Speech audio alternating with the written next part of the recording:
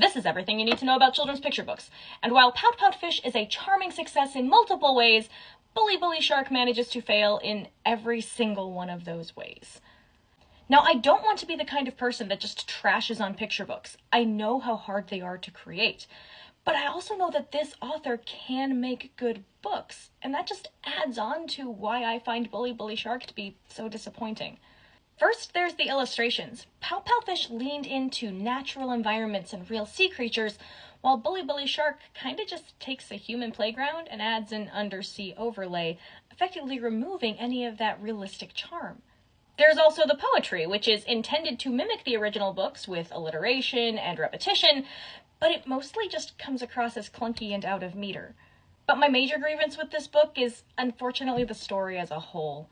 It was clearly written to teach kids how to stand up to bullies, which unfortunately isn't.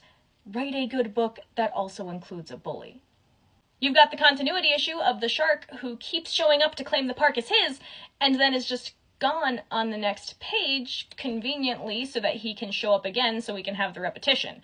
And then you've got the repeated stanza, which doesn't make a lot of utilitarian sense.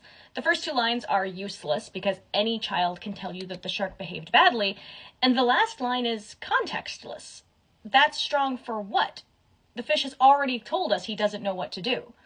And then when the fish finally does confront the shark, he says, quote, "Bully isn't what you are, but it is what you have done."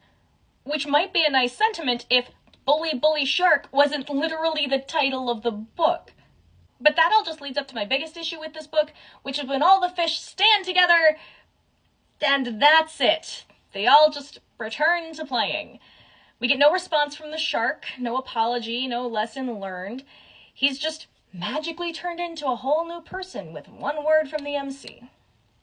And then there's the buzzword empathy, which is clearly intended to be the theme of the book, except nobody in this book expresses empathy. At all. The fish certainly don't when they confront the shark. They don't try to befriend him or be kind. And the shark doesn't because he's never allowed the opportunity. There's a lot I could say about this book, but in the end, the reason it fails is because it was written to get a point across, and not to entertain, tell a good story, or foster a love of reading.